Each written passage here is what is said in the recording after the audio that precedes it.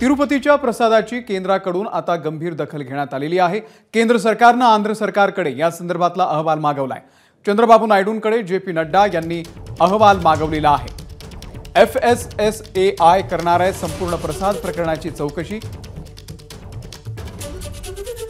गणेश ठाकूर आपले प्रतिनिधी या संदर्भातले अपडेट देतील। गणेश, आता तिरुपतीचं हे सगळं प्रकरण दिल्ली दरबारी पोहोचलेलं आहे, काय अपडेट आहे? अगदी बरोबर अमोल, या प्रकरणामध्ये केंद्रीय मंत्री जे.पी. नड्डा यांनी आंध्र प्रदेश राज्याचे मुख्यमंत्री चंद्रबाबू नायडू यांच्याशी चर्चा केली आणि त्यांना सरकारकडनं या संपूर्ण विषयाचा एक रिपोर्ट, एक अहवाल मागवलाय, ज्याच्या आधारे केंद्र सरकार पुढील कारवाई करणार आहे।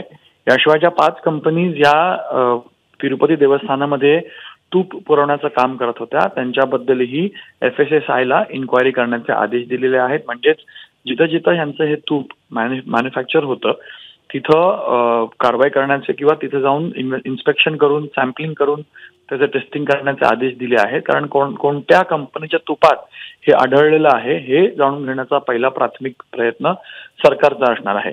याशिवाय आज दुपारी 2:30 वाजता तिरुमला देवस्थानाचे एक्झिक्युटिव्ह ऑफिसर J.K. श्यामला राव यांचीही प्रेस कॉन्फरन्स होणार आहे आणि त्या प्रेस कॉन्फरन्समध्ये ट्रस्टचं काय म्हणणं आहे ते पहिल्यांदा समोर येईल।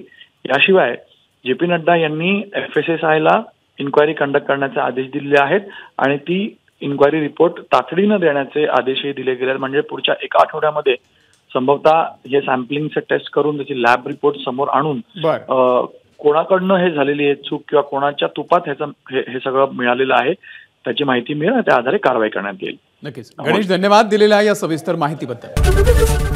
ABP माझा, उघडा डोळे बघा नीट।